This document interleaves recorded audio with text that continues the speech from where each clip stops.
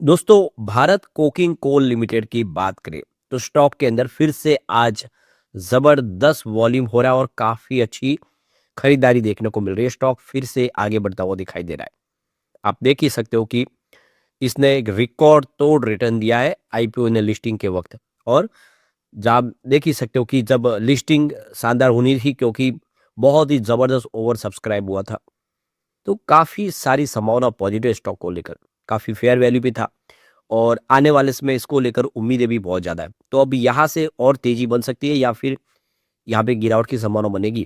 जो निवेशक जिनको शेयर अलॉट नहीं हुए आईपीओ के माध्यम से या उन्होंने अप्लाई नहीं किया था, क्या उनके लिए इस समय मौका है? अच्छे से समझेंगे। कंपनी की पिछले 4-5 साल की फाइनेंशियल सेहत को भी जानेंगे और आने वाले समय संभावना क्या है उसको भी समझेंगे और मार्केट एक्सपर्ट का क्या कहना है वो भी जानेंगे इस वीडियो के माध्यम से। लेकिन फ्रेंड्स, उससे पहले अगर आप पहली बार हमारे चैनल पे आए तो चैनल को सब्सक्राइब कर दीजिए, एक बेल आइकॉन दबा दीजिए ताकि जब भी नया वीडियो बने पहला नोटिफिकेशन आपको मिले। वीडियो पसंद आए तो लाइक से जरूर कीजिए। चलो फ्रेंड्स, वीडियो स्टार्ट करते हैं। मैं हूं आपका दोस्त एसबी दवे और हमारे अपने चैनल ऑनलाइन कमाई में आपका बहुत बहुत स्वागत है। तो सबसे पहले भारत कोकिंग कोल लिमिटेड यानी बीसीसीएल के कारोबार की बात करें तो 41.67 पर इस समय स्टॉक आपको ट्रेड करता हुआ दिखाई देगा। 12:30 के आसपास का टाइम है। 2.69% की तेजी देखने को मिल रही है। तो आप देख ही सकते हो कि शुरुआत ही सुबह पॉजिटिव थी 40.75 पर, कल 40.5 पर क्लोजिंग थी। तो ये देख सकते हो कि इंट्राडे में जो लो बना वो 40.70 का, मतलब आप देखें गिरावट बिल्कुल नहीं हुई है। हाई बहुत ही शानदार 43.45 का हाई बना, काफी अच्छी दौड़ लगाई है।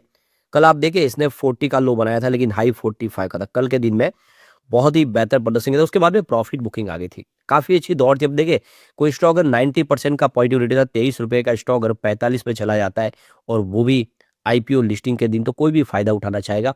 तो जो शॉर्ट टर्म इन्वेस्टर उन्होंने प्रॉफिट बुक किया जिसकी वजह से स्टॉक नीचे आया, पर अब स्टॉक फिर से यहाँ से दौड़ता हुआ दिखाई दे रहा है। तो यहाँ पे आप देखो कि पूरे बाजार में वॉल्यूम के मामले में नंबर 2 पे है इस समय स्टॉक। काफी अच्छे वॉल्यूम में कामकाज हो रहा है, यानी इस समय खरीदारी हो रही है स्टॉक के अंदर। तो भारत कोकिंग कोल यानी बीसीसीएल का जलवा अभी भी जो देखो जलवा जो है बरकरार है। आप देख ही सकते हो कि आज मंगलवार के शुरुआती कारोबार में 6% की जबरदस्त जंप देखने को मिली और काफी बेहतर तरीके से स्टॉक आगे बढ़ा। तो इस समय जो निवेशक है इस स्टॉक में दाव लगा रहे हैं, क्योंकि बाजार को कंपनी के भविष्य पे पूरा भरोसा है। तो देख सकते हो कि भारत कोकिंग कोल का जो आईपीओ हाल के दिनों में आईपीओ में सबसे शानदार आईपीओ साबित हुआ है। सफल एक सरकारी आईपीओ है और गवर्नमेंट की कंपनी में लोग भरोसा करते हैं। इससे पहले भी जो आईपीओ आए थे काफी अच्छे रहे थे। इरडा का आईपीओ देखा ही होगा, बहुत ही बेहतर रिया था। तो अब यहाँ पे ये देख सकते हो कि लिस्टिंग 23 रुपए के इशू प्राइस के साथ में 96 प्रीमियम में हुई थी 45 रुपीज पर। तो बेहतर लिस्टिंग, उसके बाद में प्रॉफिट बुकिंग आ गई। आप देखे जबरदस्त लिस्टिंग के बाद प्रॉफिट बुकिंग हुई लेकिन दूसरे दिन फिर से खरीदारी पकड़ लिया स्टॉक ने। तो आप देखो कि बाजार खुलते इसमें वॉल्यूम बढ़ गया है और ऐसे में जो लोग हैं लंबी अवधि के लिए अपने पोर्टफोलियो में इसको शामिल करने चाहते हैं वो लोग इसमें खरीदारी शुरू कर रहे हैं। तो यहाँ पे असली वजह क्या है दौड़ की, तो देख सकते हो कि तेजी के पीछे सबसे बड़ा रीजन है कंपनी की बाजार में स्थिति। भारत कोकिंग कोल देश की कोकिंग कोल की सबसे बड़ी उत्पादक कंपनी है। भारत के स्टील उत्पादन के लिए प्राइम कोकिंग कोल एक अन्य कच्चा माल है। बीसीसीएल घरेलू स्तर पर इसका सबसे बड़ा प्रमुख स्रोत है। बाजार के जानकारों का कहना है कि स्टील सेक्टर में जिस तरह से विस्तार हो रहा है उसे देखते हुए कोकिंग कोल की मांग कभी भी कम नहीं होगी और भी आगे बढ़ेगी। यही कारण है कि निवेशक इस कंपनी में सुरक्षित और प्रॉफिट के विकल्प के रूप में इसको देख रहे हैं। और एक तरह से कंपनी की जो मोनोपोली है उसका भी ये भी एक बड़ा प्लस पॉइंट है, इसको दूसरी कंपनी से अलग बनाती है। तो इसी वजह से भी यहाँ पे लगातार लोग खरीदारी कर रहे हैं, क्योंकि ये कंपनी आने वाले समय भी बेहतर करेगी, क्योंकि स्टील का डिमांड तो बढ़ने ही वाला है। तो आप देख सकते हो कि भारत कोकिंग कोल के पास कोकिंग कोल का विशाल भंडार है। कंपनी झारखंड, पश्चिम बंगाल के झरिया और रानीगंज में कोल फील्ड में 34 से ज्यादा खदानों का संचालन करती है। वित्त वर्ष 2025 में देश के कुल घरेलू कोकिंग कोल उत्पादन में कंपनी का योगदान 58.5% है। आप क्लियरली समझ सकते हो कि इसका मोनोपोली बिजनेस है। कंपनी ने अपनी उत्पादन क्षमता को लगातार बढ़ाया है।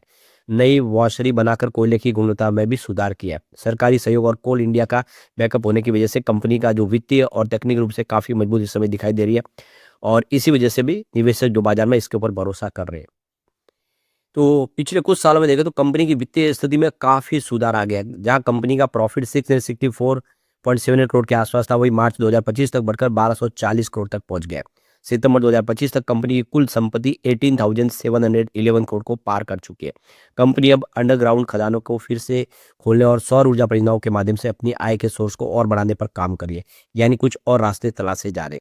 अब आप देख सकते हो कि इसके आईपीओ ने भी इतिहास रच दिया था। ये जो आईपीओ कुल मिला के 143.85 गुना सब्सक्राइब हुआ था। यानी सबको लग रहा था कि स्टॉक फेयर वैल्यू पे दिया गया है, काफ़ी अच्छी प्राइस रखेगी, जिसकी वजह से जम के खरीदारी हुई। सबसे ज़्यादा उत्साह था वो जो बड़े जो क्यूआईबी कैटेगरी में देखा गया। ये 310.8 गुना 81 गुना सब्सक्राइब हुआ। 310 गुना क्यूआईबी ने क्वालिफाइड इंस्टीट्यूशनल बायर्स ने इसमें निवेश के लिए इसको तलाशा, रास्ता इसमें ढूंढा और आप देखें उन्होंने जम के यहाँ पे अपना आईपीओ में अप्लाई किया। वैसे जो गैर संस्था के निवेशक है उसके जो आरक्षित में भी कोटे में भी 240.4 गुना सब्सक्राइब हुआ। रिटेल निवेशकों ने भी बढ़ चढ़ के हिस्सा लिया, उन्होंने 49.37 गुना इसको सब्सक्राइब किया। यानी कुल मिला के इतिहास रच दिया इसने।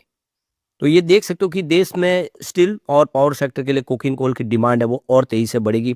और आंकड़ों के मुताबिक वित्त वर्ष 2025 में कोकिंग कोल की जो मांग है वो 67 मिलियन मैट्रिक टन के आसपास है, जिसके साल 2035 तक बढ़ते वो 138 मिलियन मैट्रिक टन होने का अनुमान है। यानी आने वाला 2035 तक कंपनी के लिए स्थिति बहुत बेहतर है और इसी वजह से लोग इस पर भरोसा कर। अब यहाँ पे भारत कोकिंग कोल को लेकर मास्टर कैपिटल सर्विस के chief research officer Ravi Singh ने कहा है कि कोल सेक्टर मजबूत ग्रोथ का आउटलुक कंपनी के लिए लॉन्ग टर्म बिजनेस पोटेंशियल को सपोर्ट करता है। यानी इसका जो बिजनेस मॉडल है वो काफ़ी ज़बरदस्त है। जिन निवेशकों को आईपीओ में शेयर अलॉट हुए वे लिस्टिंग पर आंशिक प्रॉफिट बुक कर सकते हैं, बाकी शेयर को लॉन्ग टर्म के लिए रख सकते हैं। यानी जो आपका प्रॉफिट है वो आप रख ही सकते हैं इसको लॉन्ग टर्म के लिए। निवेशकों को आईपीओ में जिनको शेयर नहीं लगे वो नीचे आने पर इसमें खरीदारी कर सकते हैं, यानी आपके पोर्टफोलियो में स्टॉक को ऐड करके आप रख सकते हो। इसका फ्यूचर काफ़ी ब्राइट है। अब एक बार हम पिछले 4-5 साल का इसका प्रदर्शन देखें कैसा रहा है, इसका बिजनेस कैसा है और इसका रिजल्ट कैसा रहा है। तो देखिए मार्च 2022 में सेल्स 10,128 करोड़ के आसपास था, जो मार्च 23 में बढ़ के 12,624 करोड़ तक पहुंच गया और मार्च 2024 में ये 14,246 करोड़ तक पहुंचा। वैसे मार्च 2025 में उसमें कमी आई हल्की सी और 13,803 करोड़ के आसपास रहा है। एक्सपेंसेस की बात करें तो 9,995 करोड़ के आसपास था 2022 में। 23 में ये बढ़ के 12,126 करोड़ तक पहुंचा और 24 में 12,158 करोड़ तक पहुंचा। मार्च 25 में थोड़ा सा कम हुआ क्योंकि सामने सेल्स भी गिरा है, तो 12,044 करोड़ के आसपास रहा। अब कंपनी के ऑपरेटिंग प्रॉफिट की बात करें, यह आंकड़ा सबसे बड़ा मायने रखता है।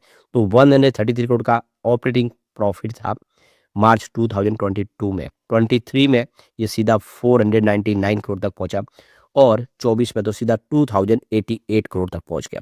वैसे 25 में हल्की सी कमी आई है, 1758 करोड़ के आसपास आए। लेकिन अगर इसको हम पिछले 3 सालों से देखें तो आपको कई गुना ऑपरेटिंग प्रॉफिट बढ़ता हुआ दिखाई देगा। और यहाँ पे देख सकते हो कि अदर इनकम इसकी 452 करोड़ के आसपास थी 22 में। 23 में ये 393 करोड़ के आसपास रही, 24 में 406 करोड़ के आसपास रही, तो इस बार 598 करोड़ के आसपास रही है। अब बात करें कंपनी के प्रॉफिट बिफोर टैक्स की तो 191 करोड़ का बना था मार्च 2022 में और ये 23 में बढ़ के 530 करोड़ तक पहुंच गया और यहाँ पे 24 में 2092 करोड़ तक पहुंच गया। 25 में प्रॉफिट में थोड़ी कमी आई और 1703 करोड़ का प्रॉफिट हुआ। तो 24 के मुकाबले कम जरूर हुआ, लेकिन अगर इसको 2022 से कंपेयर करें तो आपको पता चलेगा प्रॉफिट कई गुना बढ़ा है। नेट प्रॉफिट 112 करोड़ के आसपास रहा है 22 में और ये 23 में 665 करोड़ तक पहुंच गया। 2024 में सीधा 1564 करोड़ तक पहुंचा और 25 में 1240 करोड़ के आसपास पहुंचा। जिस तरह से प्रॉफिट कई गुना बढ़ा है, यही सारा है कि आने वाले समय कंपनी कमाल कर सकती है। लॉन्ग टर्म के लिए स्टॉक पोर्टफोलियो में ऐड करने जैसा है।